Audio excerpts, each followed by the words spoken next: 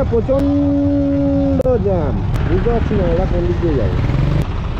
বাতিটা কি এখান থেকে 276 কিলোমিটার বাকি শিলিগুড়ি। হন্ডা CB 200X এর সামনের হেডলাইটের থ্রো 17ই মার্চ 2025 আমরা বেরিয়ে পড়েছিলাম কলকাতা থেকে শিলিগুড়ির উদ্দেশ্যে। তো ভোর 5:30টার সময় আমি, সোহিনী আর শেরপা রেডি হয়ে বেরিয়ে পড়লাম আমাদের গন্তব্যস্থলের দিকে। আজকে আমাদের অলমোস্ট 584 কিলোমিটার রাইড করতে হবে। মোটামুটি 14 to 15 আওয়ার্স আমরা ধরেই চলছি, কারণ রেস্ট নিতে হবে, ভিডিওর জন্য দাঁড়াতে হবে, ছবি তুলতে হবে। এটা হচ্ছে মগরা ফ্লাইওভার। এখন যে ব্রিজটার ওপর দিয়ে যাচ্ছি, ব্রিজটার নাম হচ্ছে ঈশ্বরগুপ্ত সেতু।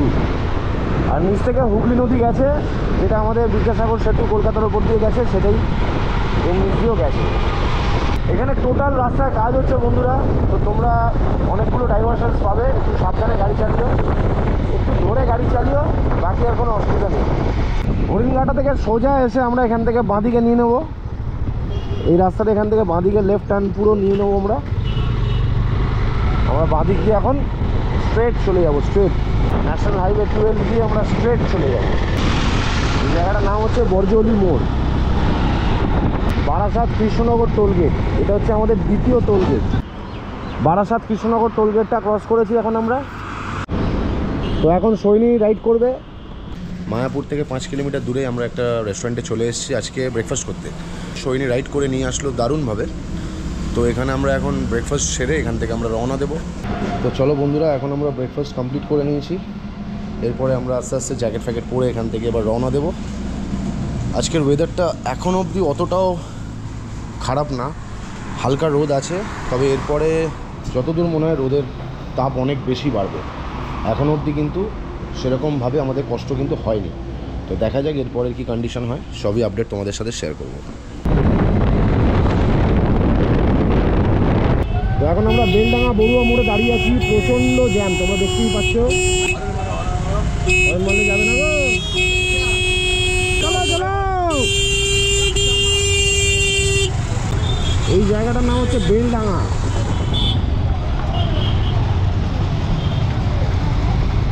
এখানে প্রচণ্ড জ্যাম। এটা হচ্ছে মুর্শিদাবাদে ঢুকে গেছি আমরা এখন। তো জ্যাম দেখতেই পাচ্ছ কীরকম ট্রাফিক এখানে। তো ওই ট্রাফিক পেরিয়েই যেতে হবে আমাদেরকে এখন।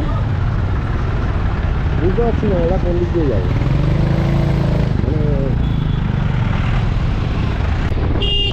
চলো কোন দিকে, বাতিটা কি। তো বন্ধুরা, অনেক ভিড় পেরিয়ে আমরা আবার উঠলাম হাইওয়ের সেই খোলামেলা রাস্তার উপরে। আর তোমাদেরকে একটা জিনিস জানিয়ে দিচ্ছি, যখনই লংয়ে কোথাও যাবে বাইক নিয়ে বা গাড়ি নিয়ে, তোমরা কিন্তু পেশেন্স হারাবে না, একটুখানি পেশেন্স রাখবে, তারপরেই এরকম তোমাদের চোখের সামনে আবার ফাঁকা রাস্তা খুলে যাবে। কারণ অ্যাকচুয়ালি স্টুপিড আমরা যাদেরকে বলি, তারা রাস্তাঘাটে প্রচুর ঘুরে বেড়ায়। তাই গাড়ি চালানোর সময় অলওয়েজ পেশেন্স আর মাথাটা ঠান্ডা রাখবে।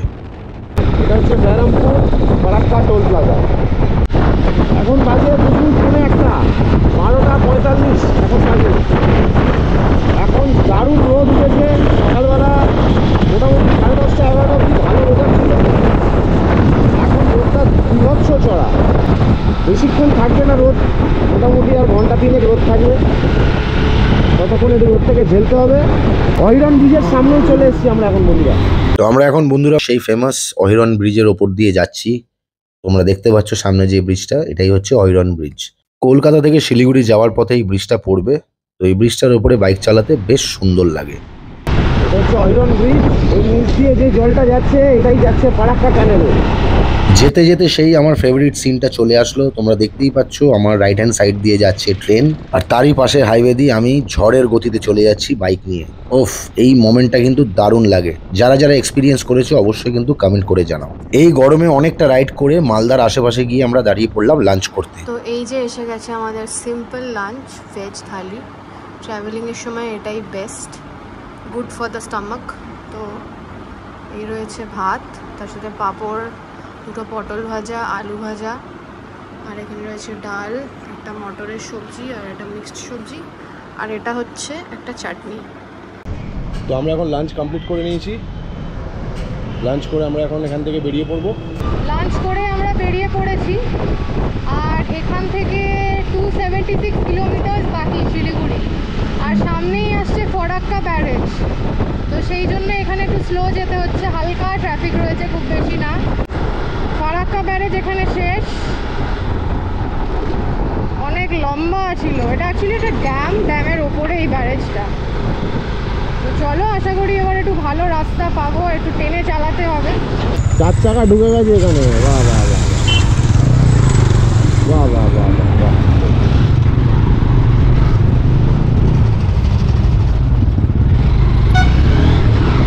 এটা হচ্ছে এখানেই কমপ্লিট হলো ফারাক্কা রায়গঞ্জ টোল প্লাজা। মালদা থেকে আমরা লাঞ্চ করার পরে অলমোস্ট 100 অ্যান্ড অ্যাবভ কিলোমিটার আমরা রাস্তা কভার করে ফেলেছি। রোদের জন্য একটানা বেশিক্ষণ বাইকও চালানো যাচ্ছে না। এখন বাজে বিকেল 4টে, আর আমরা আছি এখন মালদা অক্ষয় মোড়ে। এই জায়গাটার নাম হচ্ছে অক্ষয় মোড়। তার এখন বাজে বিকেল 4টে। তো এখান থেকে আর দেখাচ্ছে 4 ঘন্টা, আর 200 কিলোমিটার বাকি। তো দেখা যাক, গুগল বাবাজি তো বলছে 4 ঘন্টা, তো লেটস সি। তো মোটামুটি আমরা কিছুক্ষণ রেস্ট নেওয়ার পরে বেরিয়ে পড়লাম। আর রোদ বেশিক্ষণ থাকবে না, ওয়েদার তোমরা চেঞ্জেসটা দেখতেই পাচ্ছ আস্তে আস্তে। এই সময়টা কিন্তু বাইক চালাতে খুব ভাল লাগে। তোমরা যারা এক্সপিরিয়েন্স করেছো হাইওয়েতে, মোটামুটি 5টা থেকে 6টার মধ্যে যেই আবহাওয়াটা থাকে, বাইক চালিয়ে কিন্তু ব্যাপক লাগে। আর ঘড়ির কাঁটায় দেখতেই পাচ্ছ 5:30 বেজে গেছে। তাই এখন আর অতটাও কষ্ট হচ্ছে না যতটা সারাটা দিন হয়েছিল।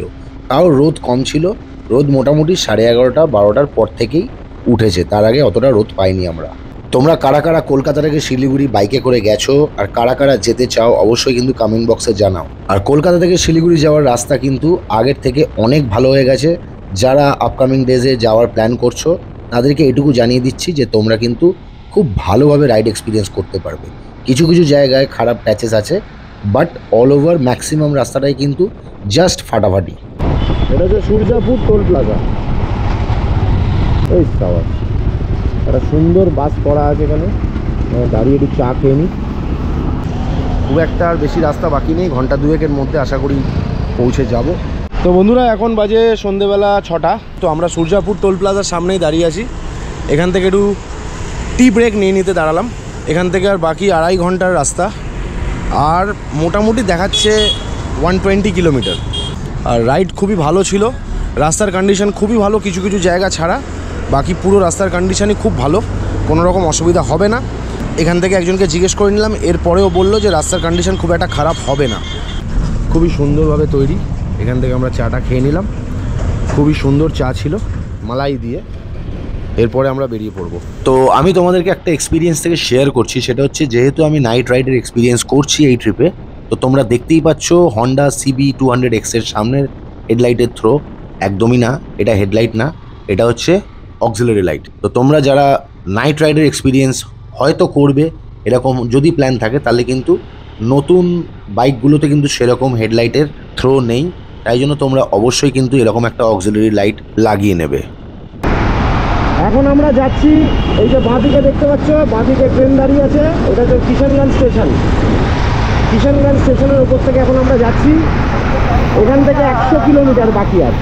যারা কলকাতা থেকে শিলিগুড়ি বাই বাইক গেছো তারা জানো লাস্ট 100 কিলোমিটারটা কতটা বোরিং। মানে অলরেডি এতটা বাইক চালানোর পরে মনে হয় যেন আর শেষ হচ্ছে না রাস্তা, বাট লাস্ট 100 to 50 কিলোমিটার্স কিন্তু প্রচণ্ড টাইম লাগে, এরকমই সবার হয়তো এক্সপিরিয়েন্স আছে। বাট টাইম লাগলে হবে না, একদম ঝড়ের গতিতে বাইক যাচ্ছে উইথ 8JG'র অক্সিলারি লাইট। তোমরা দেখতেই পাচ্ছ রাইডিং কমফর্ট আর রাইডিং কনফিডেন্সটা কোন লেভেলে তোমরা পাবে। দেখে নাও, চলে এসেছি মহানন্দা ব্যারেজের ওপরে, আর জাস্ট 10 কিলোমিটার শিলিগুড়ি বাকি। এই মহানন্দা ব্যারেজ যখন চলে আসবে তোমরা বুঝে যাবে যে শিলিগুড়ি চলে এসছে। এই হচ্ছে শিলিগুড়ি শহর। আমরা এখান থেকে লেফট সাইডে চলে যাবো। আজকে মোটামুটি এখন বাজে হচ্ছে 9টা। এখান থেকে ডান দিকে চলে যাচ্ছে এনজিপি রেলওয়ে স্টেশন, আর আমরা বাঁদিকে ঢুকে যাবো। ব্লগটা বন্ধুরা এখানেই শেষ করছি। কলকাতা থেকে শিলিগুড়ির ব্লগটা তোমাদের কেমন লাগলো তোমরা অবশ্যই কিন্তু কমেন্ট বক্সে জানাও। আগামী দিনে আরও ভালো ভালো ব্লগ আসতে চলেছে তোমাদের সাথে। ততদিন স্টে সেফ, রাইড সেফলি।